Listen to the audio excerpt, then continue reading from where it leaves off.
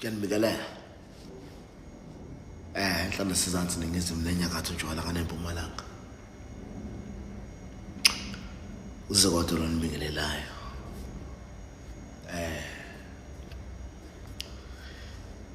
Akukhulumeki. Akukhulumeki umoya wami ubuhlungu kakhulu. Umoya wami ubuhlungu kakhulu nje, ubuhlungu kakhulu umoya wami ngani ngoba angazi noma ngizothi mhlawumbe ngizovuka ngiyaphupha.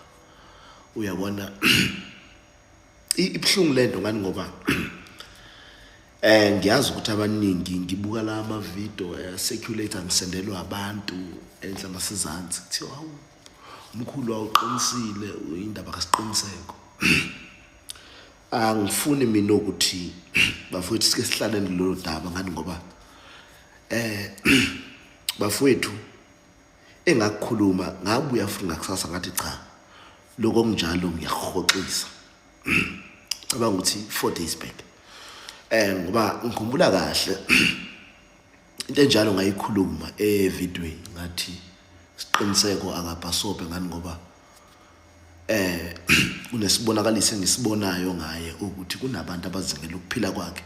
Ngibhlungu ngani ngoba uyazi ukuthi kunabantu abacabanga kancane la ngaphandle abazothi hayi uzikode uyazana neinkabi kanti angazani nayo inkabi mina. Ngibonile comment efana leyo ngani ngoba kuke kavela ukuthi kena zikode ndini lo wageza abantu ababulala uDubula. Ngibhlungu nje ngale yonto. Ngiyacela singane sikamama mangabe lento ikhona angifuni ukuyikholwa. Angazani nabantu mina.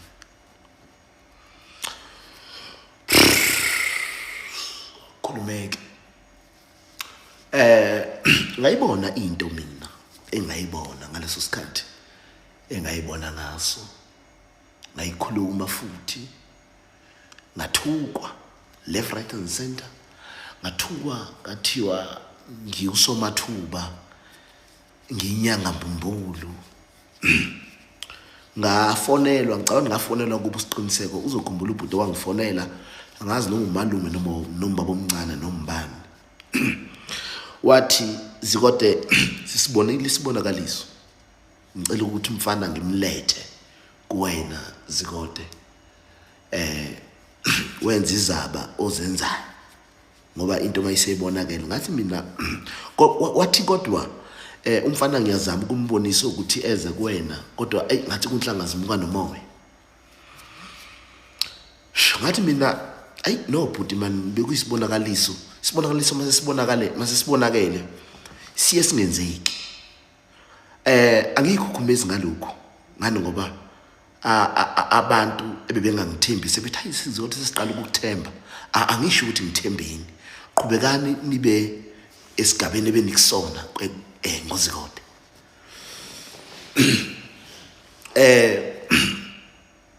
Okay athi ubhuti lo ngizozama ukukhuluma nosiqiniseko size naye. Usho ukuthi ke nabahlulana ngani ngoba kunomuntu owangifonela engeke ngize ngimusho ngoba naye udumile.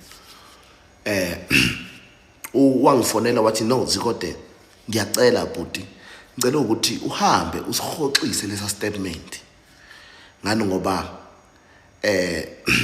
lo mfana ucasuka uyafa. Uthe lo mfana zikode yabona le nyanga uzikode ngizomnyeka uDisemba. Angangafa ngoDisemba ngimiyeke uJanuary. Angangafa ngoJanuary uzikode akaphinda asebenze esigodlweni sakhe. Ngiyobulala ngiyuqeda umsebenzi wakhe. Sibonisane nalomfowethu wayengifonela ukuthi no angihoxisa istatement. Ngithi no kulungile mfowethu kodwa ke uyothini ngaleli idlozi kusho ukuthi ngingabaza amandla alo. Wathi mfowethu ungabusakucabanga lokho.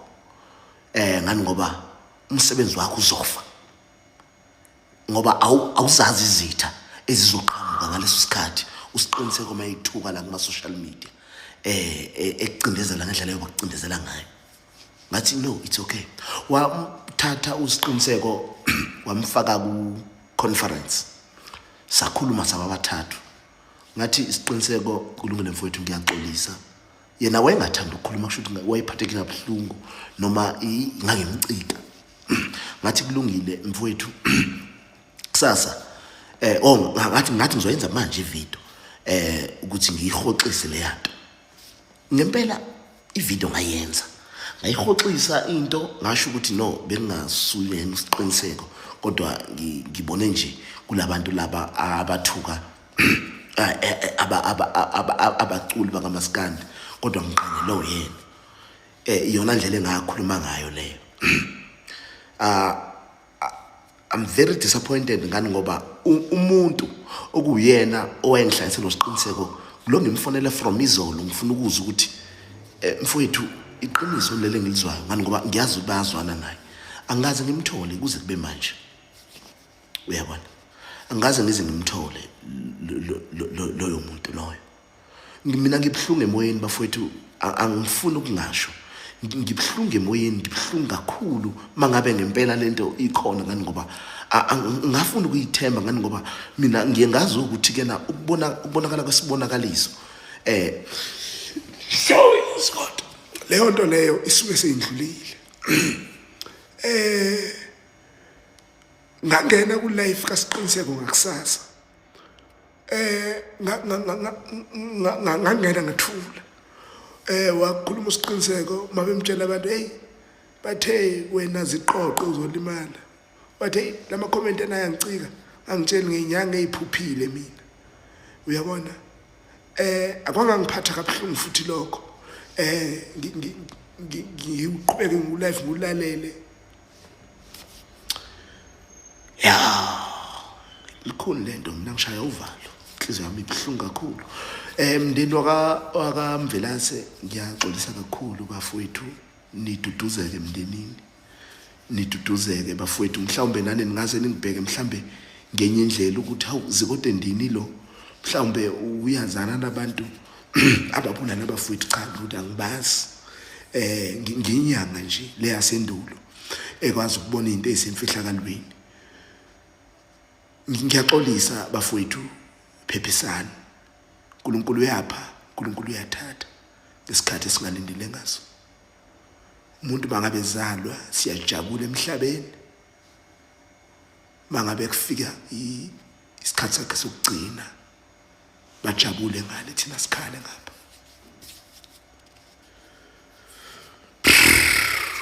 bafowethu sukela izolo angikho right moya wami ubuhlungu kakhulu into yenza ukuthi ube buhlungu kakhulu moya wami ngani ngoba ngibuka ukuthi emndenini kuzoba ngazathi mhlawumbe ngiyazana nabalimazi kanti ngempela angazi lutho uyabona ayi mangabe ikhona lento umoya omhlungu ngize ngamfonela izolo uSiqiniseko